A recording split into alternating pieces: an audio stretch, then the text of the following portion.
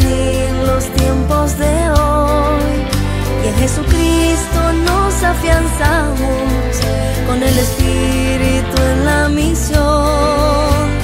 50 años peregrinando van las ovejas tras su pastor, su voz profética resonando, es necesaria la conversión. En torno a Cristo nos encontramos, tiempo de gracia desde el altar. No nos detienen fuerzas humanas para este sínodo celebrar. Muy buenos días, o buenas tardes, buenas noches, mis queridos hermanos. Es un privilegio entrar en vuestros hogares en esta ocasión para volver a retomar este programa. El obispo que ejerce su magisterio, el obispo que habla con su pueblo, se dirige a su pueblo. Hoy es jueves eucarístico y naturalmente el tema es obligatorio, la Eucaristía. Y es algo de lo que nunca, este tremendo misterio, nunca terminaremos de explicarlo. Porque más que las palabras humanas es la experiencia de este misterio. El alimento eucarístico hace de muchos un solo cuerpo, el cuerpo de Cristo en el Espíritu Santo. Y de esto justamente quiero desarrollar alguna reflexión en esta jornada. Por tanto, la Eucaristía configura en el tiempo un pueblo que expresa a nivel social y no solo individual la fuerza del Espíritu de Cristo que transforma la historia. Cristo, su persona, no es un conjunto de doctrina y enseñanzas, es mucho más. Es una persona viviente que ejerce su poder como Señor de la historia en la historia de todos los pueblos, de toda la humanidad. Justamente por eso el Verbo tomó nuestra carne y por eso el Verbo quiso hacerse pan para hacer de la humanidad un pueblo nuevo según el designio de Dios. Así, la Eucaristía actúa el reino de Dios en el mundo, no por la fuerza del hombre, sino en virtud de la acción del Espíritu del resucitado, Señor de la historia. Poner la Eucaristía en el centro quiere decir reconocer esa fuerza plasmadora de la Eucaristía, estar dispuestos a dejarla obrar en nosotros, no solo como individuos, sino también como comunidad cristiana, y aceptar las condiciones y las implicaciones de este acontecimiento único y revolucionario que es la Pascua introducida en el tiempo del hombre. ¿Por qué es importante poner la Eucaristía en el centro? Me expreso con una comparación que, por lo demás, tiene muchas afinidades con la Eucaristía. Pienso en el papel que desempeña o debería desempeñar el alimento en la vida de una comunidad.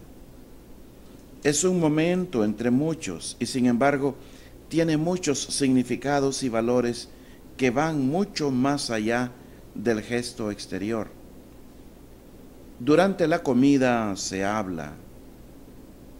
No hay cosa más dolorosa que comer solo, aislado, sin alguien con quien platicar, un rostro al cual dirigirse.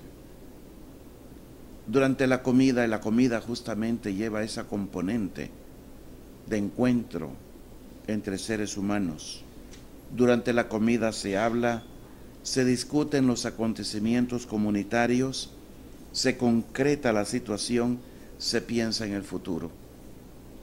Los bienes que se intercambian y se comparten en la comida común se presentan como el símbolo concreto de los bienes a los que tiende la convivencia familiar o comunitaria.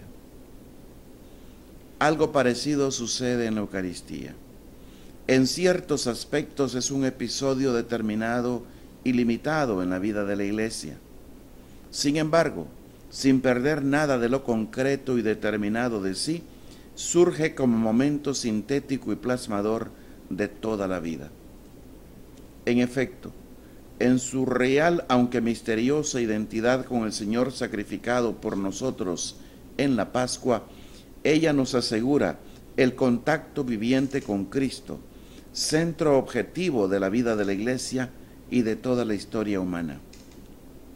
Además, puesto que es la atracción de toda la existencia humana junto con Cristo hacia la plenitud del reino y hacia el Padre, según dice 1 Corintios 15, 28, la Eucaristía tiene la propiedad de colocar cualquier aspecto de la vida en su fragmentación y particularidad dentro del respiro unitario de un plan y de un destino que es al mismo tiempo la síntesis y la matriz creadora de todos los momentos de la vida de la Iglesia y de la historia humana. Estamos, pues, convencidos que la Eucaristía tiene que estar en el centro de la vida de cada uno de nosotros, de la vida de una comunidad creyente, de la vida de la humanidad, aunque no conozca a Cristo.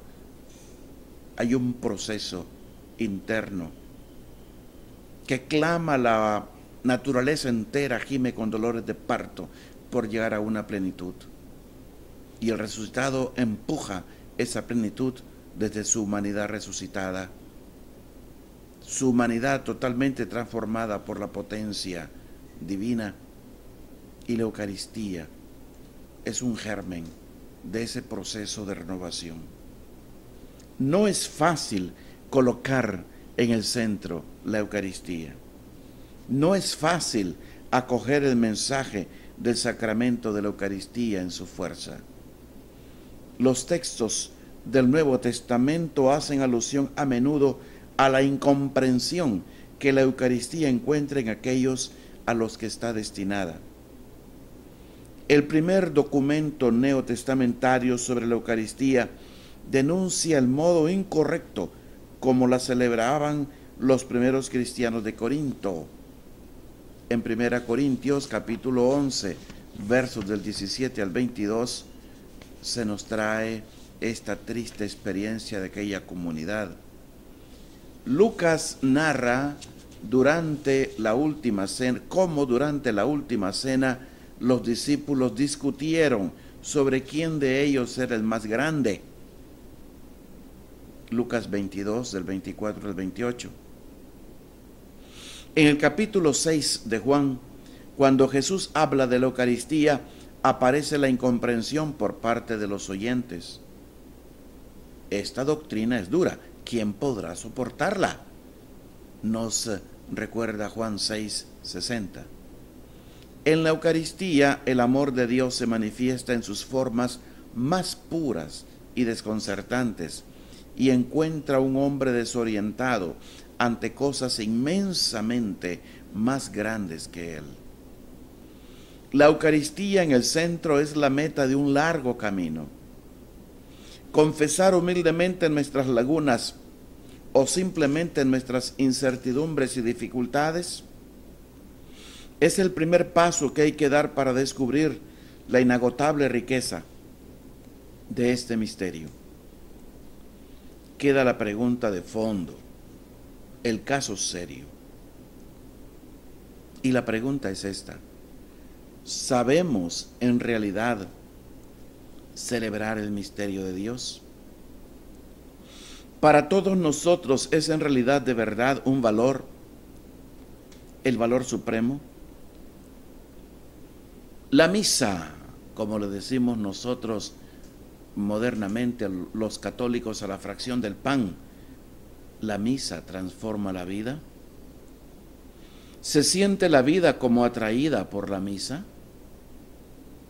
La Eucaristía es en realidad el centro, o por lo menos vivimos como cristianos el compromiso de colocarla en el centro, de abrirnos al soplo de la palabra, al viento del Espíritu que nos invitan a colocarla en el centro.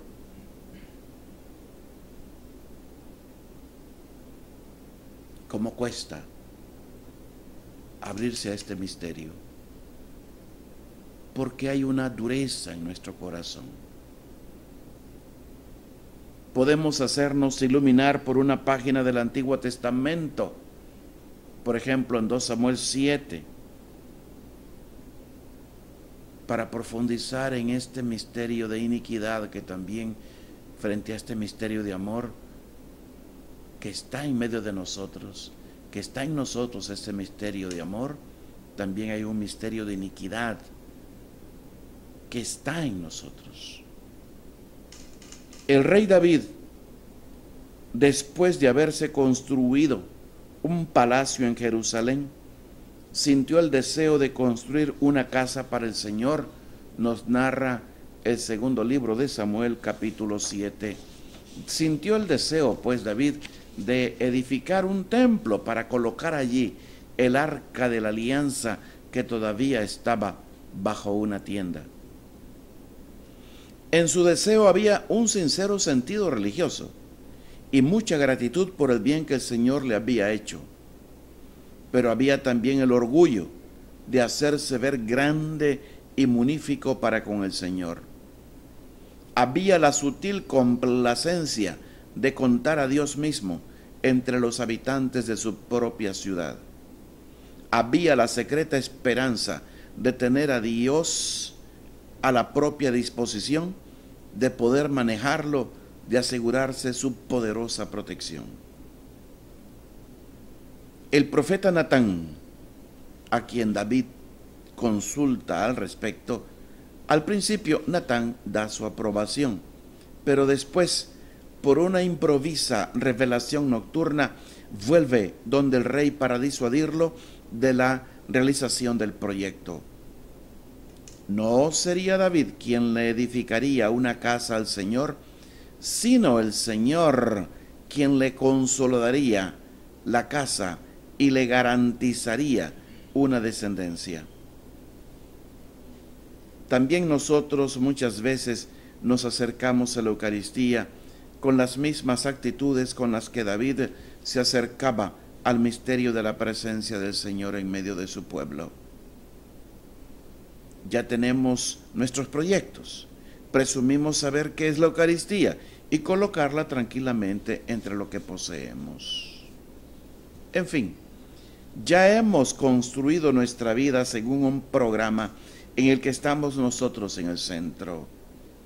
Este es el oscuro misterio de la dureza del corazón del hombre, de su lentitud para creer de lo que nos hablan tan a menudo las Escrituras. A veces este centralismo sobre nosotros mismos es tan radical que nos hace reacios o indiferentes a la relación con Dios. He aquí por qué muchos descuidan la Eucaristía o la consideran un fenómeno sentimental que puede adaptarse a la edad infantil o proporcionarnos una emoción vagamente religiosa en algún momento de pausa nostálgica en la vida adulta.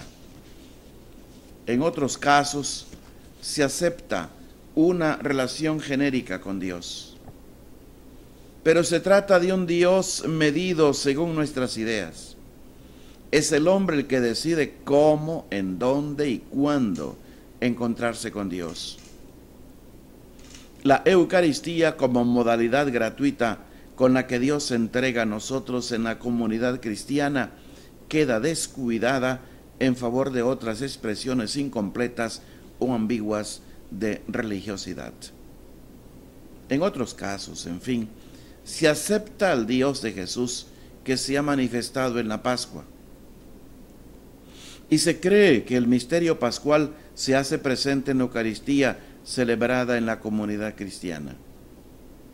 Pero la actitud del hombre que se coloca a sí mismo en el centro reaparece de modos sutiles y por diversos caminos.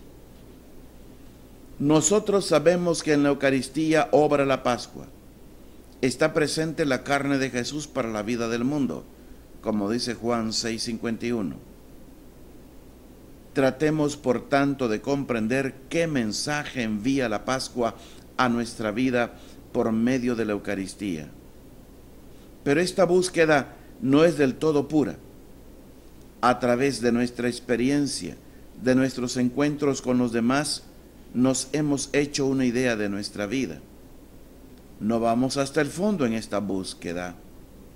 Nos detenemos en el punto en el que nuestra vida nos parece un bien que efectivamente está en nuestras manos y espera ser plasmado prácticamente solo por nosotros mismos.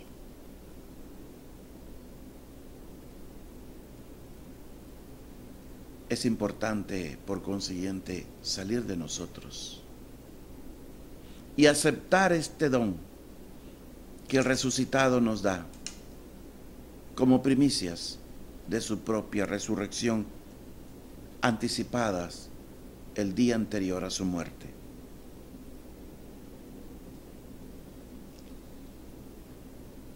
Todo es don, todo es charis, todo es gracia.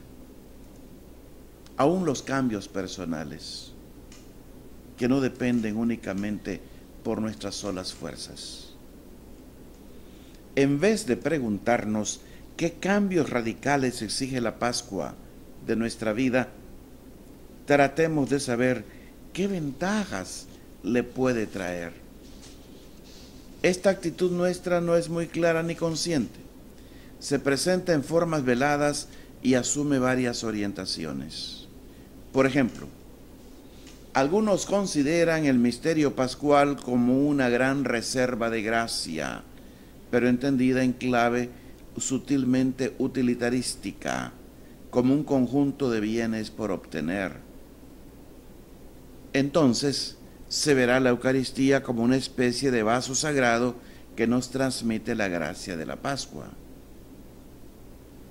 En cambio, otros ven en la Pascua un conjunto de valores éticos que marcan los ideales morales del hombre. Admiran la valentía de Jesús, su libertad, su perdón fraterno, la fidelidad a un proyecto de amor hasta la muerte. Consideran que el recuerdo de la vida de Jesús, rica de ejemplos tan altamente emblemáticos, tiene que llenar de bienes al hombre de hoy, tan agobiado por grandes responsabilidades morales. Entonces se verá la Eucaristía como el recuerdo actualizado de la Pascua de Jesús, capaz de producir un benéfico contagio moral. Todos estos son valores, pero todavía no son la Eucaristía colocada en el centro. Si el hombre, y todos estamos constantemente tentados de hacerlo, se encierra en una concepción utilitarística de la Eucaristía y la considera como definitiva, cae en el error de los que después de la multiplicación de los panes buscaban a Jesús para hacerlo rey, según Juan 6:15, y asegurarse así una vida sin problemas. A ellos y a todos Jesús grita: en verdad les digo que no me buscan porque vieron milagros, es decir, sacando del milagro el estímulo para una adhesión incondicional de fe en Jesús, sino porque comieron de los panes hasta hartarse. Juan 6:26.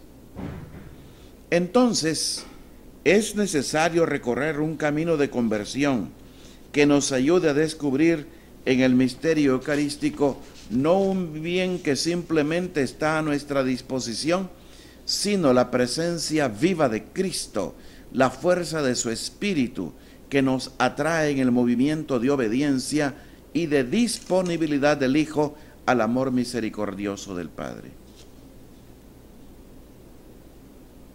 Hemos citado 1 Corintios 11. Permítanme, mis buenos hermanos, hablando de la Eucaristía en el centro de la vida, profundizar un poco más en esta dimensión humana de la Iglesia. Donde hay hombres, hay error. Y donde hay error, hay incomprensión, hay rechazo, a veces amargura. Pablo es explícito en la primera carta a los Corintios en el capítulo 11. El modo como los corintios celebran la cena del Señor es digno de reproche.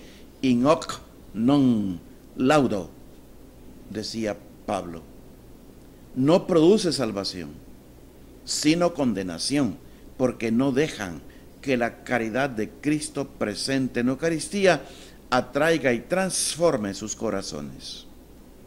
Siguen divididos entre sí, más aún, precisamente con ocasión de las reuniones en las que se celebra la Cena del Señor, ellos aumentan las divisiones y ofenden a los hermanos más pobres. 1 Corintios 11, del 17 al 34. La Eucaristía es incompatible con las divisiones en la iglesia. La Eucaristía, mis buenos hermanos, es incompatible con las divisiones en la iglesia. Cae pues sobre la comunidad cristiana el riesgo de que la Eucaristía, no secundada en el dinamismo de caridad que de ella promana, no logre superar los egoísmos y las incomprensiones que emergen continuamente en la vida comunitaria.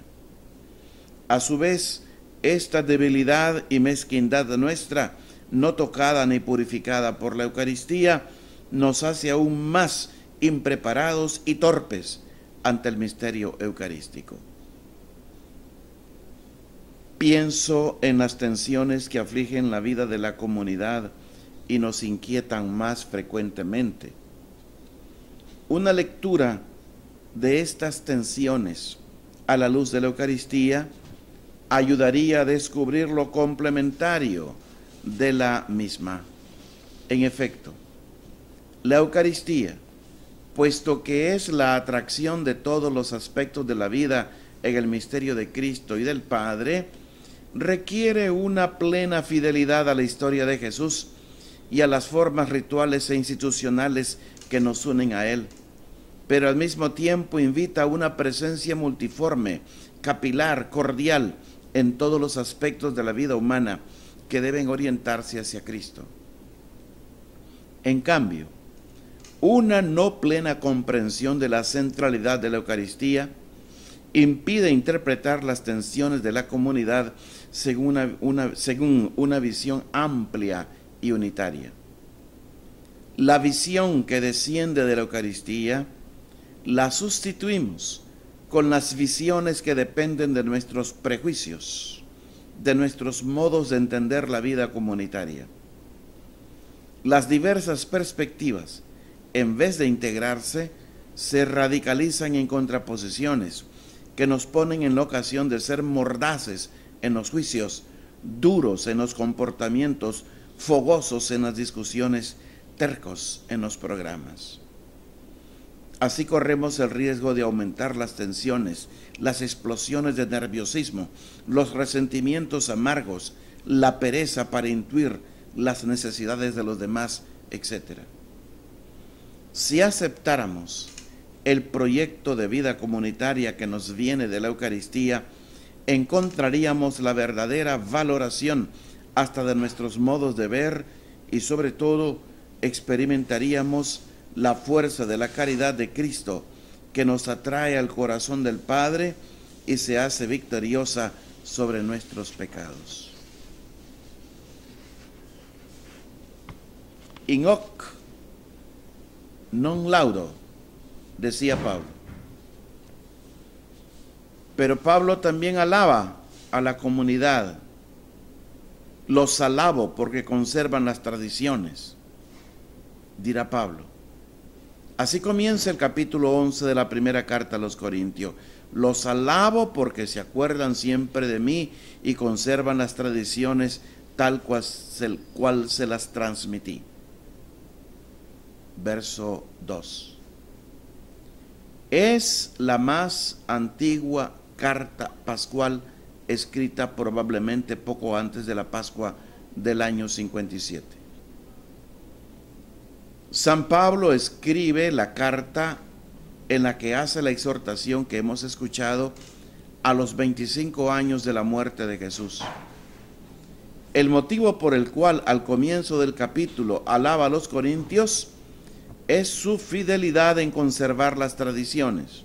Más aún, una tradición particularísima porque se remonta a Jesús mismo, a la cena del Señor.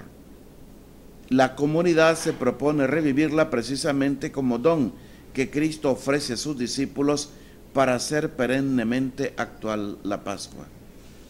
Así, el gesto pascual de Jesús, que fue único e irrepetible en sus circunstancias históricas, se hace en Corinto y después en Roma, en Copenhague, en Managua, en Estelí, en todo el mundo. Se hace repetible sacramentalmente en la celebración eucarística que llega a todo hombre para comunicarle la amistad de Dios. Este hecho nos produce también a nosotros que celebramos la Cena del Señor después de 1970 años, la misma alegre certeza que tenían los primeros cristianos. Nos reunimos para celebrar la Eucaristía, para hacer memorial de la pasión, de la muerte de Jesús por amor. Lo hacemos con la certeza de que no es solamente recuerdo del pasado, sino realidad presente, entrega de Cristo a cada uno de nosotros, dedición irrevocable de Él a la Iglesia. Este es, pues, el motivo por el cual se alaba a la comunidad de Corinto y a toda comunidad, porque celebra la cena como memoria y como actualidad, como mirada al pasado y como presencia, como esperanza y como profecía para el futuro. Pero en esto otro, non laudo, dice Pablo. En el pasaje paulino a los Corintios, el apóstol afirma que también hay un motivo por el cual no puede absolutamente alabar a la comunidad. En efecto, no sabe poner, diríamos nosotros, con valentía la Eucaristía en el centro. No quiere renunciar a la propia cena, al propio proyecto, al propio modo de administrar el misterio. La comunidad mezcla el proyecto humano con el proyecto divino, y en esto se divide, se debilita, se enferma, incluso encuentra la muerte, como dice Pablo en el verso 29, come y bebe la propia condenación. La cena del Señor y todo lo que atañe a la Eucaristía no admite ser colocada al servicio de otros intereses. La cena del Señor quiere un corazón y un don indiviso, porque está destinada a formar el único cuerpo de Cristo, el indiviso en el tiempo, hasta la parucía. Entonces, nos podemos preguntar qué significa todo esto para nosotros. ¿Qué le dice a nuestra vida y a nuestras Eucaristías? Nos dice y nos reprocha, in hoc non laudo, en esto no los alabo. Nos reprocha que nuestra participación en la Eucaristía se parece a veces, infortunadamente, a la de los corintios. Se la celebra desganadamente. Muchos sacerdotes dan la impresión que llegan a sacar tarea, acumulando las palabras, los gestos, de una manera atropellada. Se la celebra desganadamente y por tanto no produce frutos, porque no cultivamos las disposiciones espirituales que son al mismo tiempo premisa y fruto de la celebración. Nos acercamos a la cena del Señor sin la seria voluntad de interrogarnos lealmente sobre el sentido de nuestra vida. Ahí está la clave. Vamos a la Eucaristía a hacer algo religioso, y no para dejar que el don total de Cristo por nosotros cuestione toda nuestra vida. Jesús en la última cena y luego en la agonía del huerto de los olivos y en toda su pasión hasta la crucifixión, es el que ha renunciado a sí mismo, a los propios gustos, a la propia voluntad. Jesús renunció a sí mismo para gustar la voluntad del Padre y para ponerse a nuestra disposición como quien sirve, el que lava los pies a los discípulos. En toda Eucaristía nos exige el compromiso y al mismo tiempo comunica la gracia de renunciar a nosotros mismos para llegar a ser hijos de Dios y hermanos de todos los hombres. Pero sigamos leyendo a Pablo. En su exhortación, San Pablo ejemplifica en algunas actitudes espirituales concretas la profunda conversión que la Eucaristía exige y produce. Podemos reflexionar útilmente sobre cada uno de ellos. Ante todo está la invitación a examinarse a sí mismos. Para aprender a examinarnos a nosotros mismos, debemos profundizar el gusto de la contemplación y preguntarnos seriamente sobre los fines últimos de la existencia, sobre el sentido de nuestra vida. Podemos tratar de reflexionar y de pensar también con nuestros hermanos, incluyendo también a los que no tienen nuestras ideas, comunicándoles lo que más nos interesa. La segunda actitud que Pablo recomienda es la de sabe reconocer el cuerpo del Señor. Tratamos de poder descubrir el cuerpo del Señor en los signos pobres y sencillos con los que se presenta, en la pobreza y en los signos sacramentales del pan y del vino, y también en el cuerpo y en el espíritu de los más pobres, en la pobreza y en las limitaciones de nuestras comunidades, en la oscuridad de tantas situaciones difíciles en que vivimos, en la desolación de tantos hermanos nuestros marginados. Abramos ojos y corazón a la invitación del apóstol, reconocer el cuerpo del Señor. Finalmente, Pablo recomienda esperarse unos a otros cuando se reúnen para la cena. Educarnos en esto equivale a educarnos en esa plenitud de buenas maneras que se llama la hospitalidad. Qué gran dignidad poder recibir en casa, en nuestra casa, al Señor. Nunca seremos dignos. Por la misericordia de Dios somos dignificados. Como el centurión que le dijo, Señor, no soy digno de que entres en mi casa. Basta una palabra tuya para que mi criado quede sano. El pecado que daña el estilo eucarístico de nuestras comunidades es no raramente el de considerar la Eucaristía como obvia, como algo que de todos modos se nos da. Una actitud semejante la tenemos, por ejemplo, respecto de la palabra. Creemos que ya la sabemos, que la conocemos, la hemos escuchado tantas veces. Creemos que ya no tiene nada que decirnos.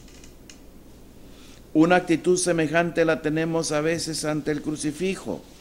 Lo hemos visto, estamos acostumbrados a verlo, parece que las cosas tenían que suceder así. En cambio, la actitud que se nos pide es la de la atención, la reverencia, la maravilla ante el misterio de Dios, por tanto, al misterio de su palabra, de su cruz, de su cuerpo y de su sangre que se nos da bajo las especies del pan y del vino. Es la adoración de maravilla que suscita inmediatamente en nosotros el sentido de ser indignos de don tan grande, mientras verdadera indignidad sería la de considerarnos merecedores de recibirlo, sería como reducir el don a algo que se nos debe, una gracia que se nos debe, un amor calculado. Ejemplo de maravilla, atención, adoración, reconocimiento por los dones de Dios es la actitud de Isabel, la madre de Juan Bautista.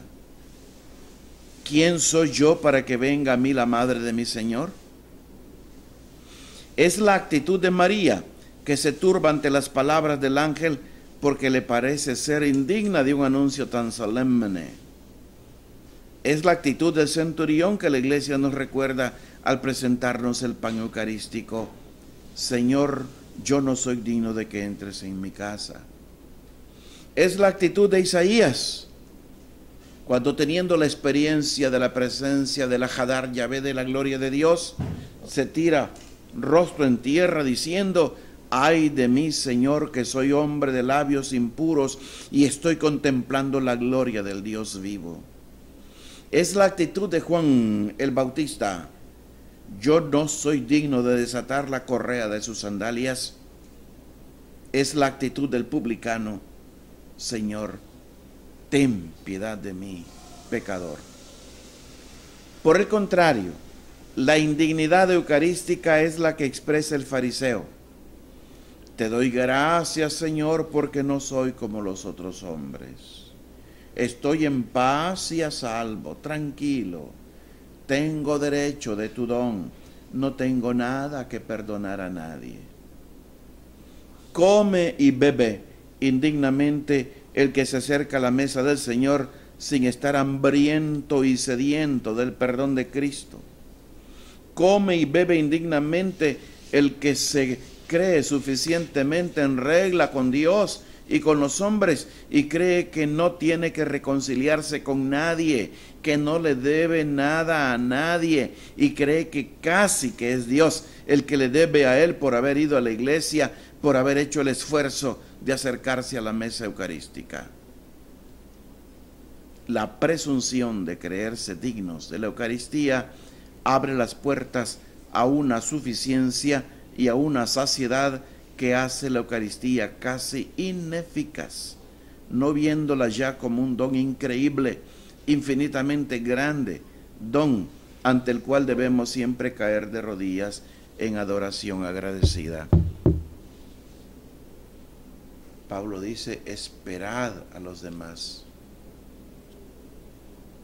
Saber esperar al que viene con su potencia salvífica ante mí, esperar al mejor invitado, que es el Señor Jesús. Y no solamente quiero hacer notar una actitud que favorece particularmente en la comunidad: el dejarse formar por la Eucaristía. Dejarse formar por la Eucaristía. Lo digo mejor, dejarse traspasar por la Eucaristía. La primera actitud es la de quien se deja traspasar. Recordando y aplicando la palabra de Simeón a María: una espada traspasará tu alma, Lucas 2:35, podemos decir que hay que dejar obrar la Eucaristía, hacerle lugar. Esto es lo fundamental. Dejarse formar quiere decir ponerse en actitud de quien recibe, de quien escucha. Lo contrario de esta actitud es la de quien no tiene nada que recibir ni escuchar. No debemos presumir saber ya todo sobre la Eucaristía. Su fuerza, en efecto, es como la fuerza de Cristo de la que habla Pablo en la carta a los Filipenses. Perder todo por el conocimiento de Cristo, que supera todo conocimiento, dice Filipenses 3:8. El apóstol lo llama sublime conocimiento de Cristo, que hace olvidar las cosas pasadas para extenderse a lo que ha de venir.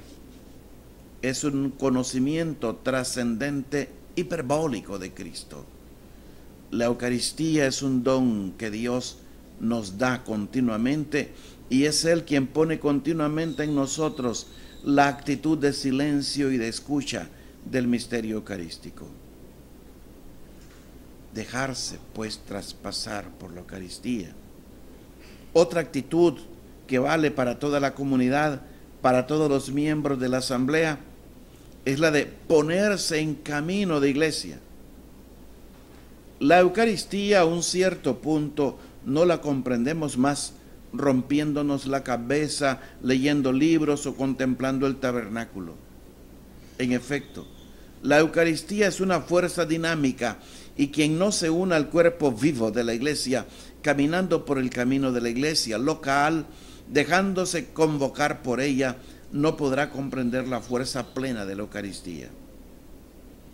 Hay grupos grandes y pequeños que tal vez tienen un conocimiento de la Eucaristía desde el punto de vista bíblico y desde el punto de vista ascético contemplativo. Pero mientras no se esfuercen por caminar con la iglesia local, no podrán comprender que la Eucaristía es la que forma a toda la comunidad. Y entonces se la apropian de modo particularístico. Hay que ponerse humildemente en un camino de iglesia, unirse a todo el cuerpo vivo de la iglesia con todo el arco del camino de la iglesia local y universal, porque no toda misa revela la Eucaristía, no toda comunión revela la plenitud de la Eucaristía, ni toda visita eucarística lo revela. La vida entera del hombre en el ámbito de la iglesia es la que le revela la Eucaristía como formadora de una iglesia, de una cultura, de una civilización. No es un bien privado que hay que profundizar con estudios elaborados, es un camino que hay que emprender.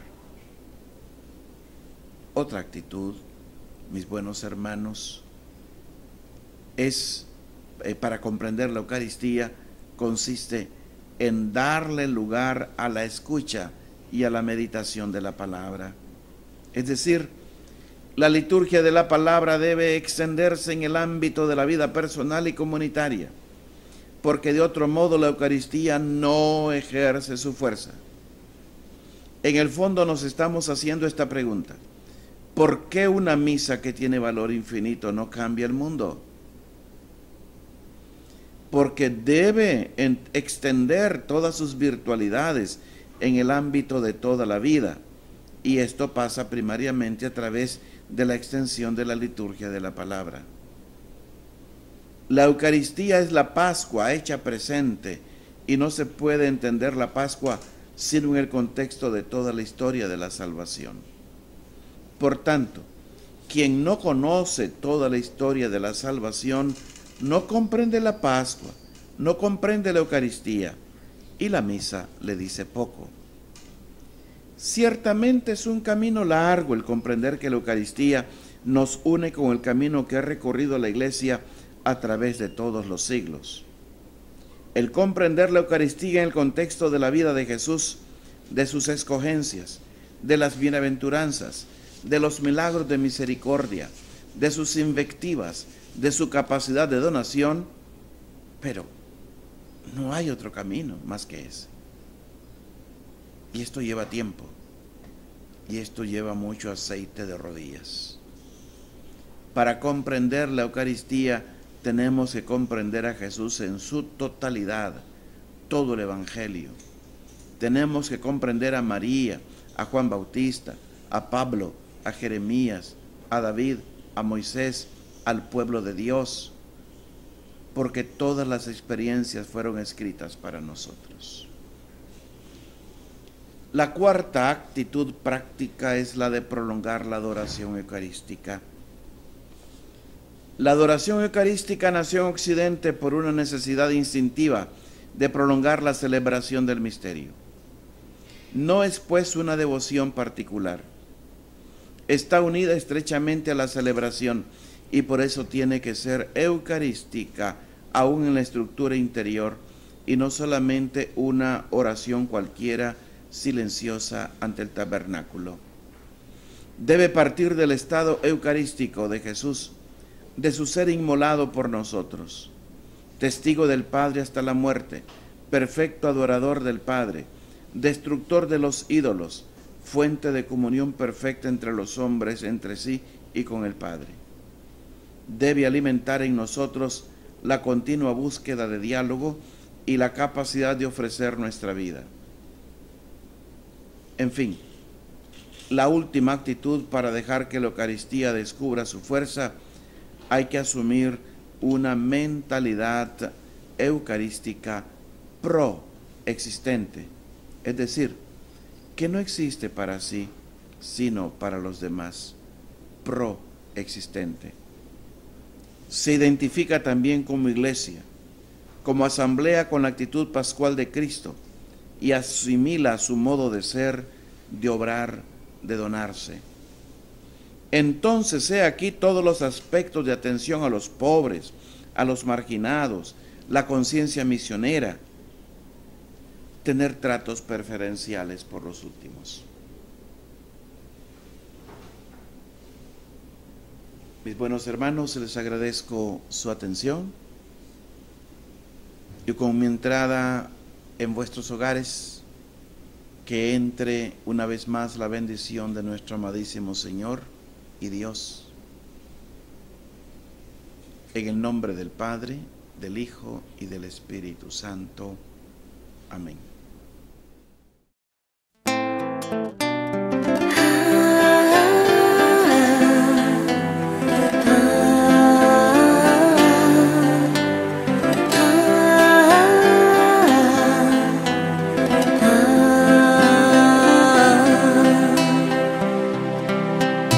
Fieles al Padre nos encontramos a discernir los tiempos de hoy, y en Jesucristo nos afianzamos con el Espíritu en la misión.